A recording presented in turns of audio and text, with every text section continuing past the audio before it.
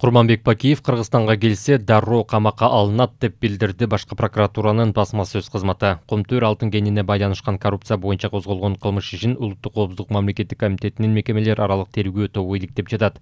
Анын жүрүшүндө коррупцияга аралашкан бир нече жогорку кызматтагы адамдарга Жогорку кеңештин депутаттарына кылмышка шектелип жатканы тууралуу кабарланган.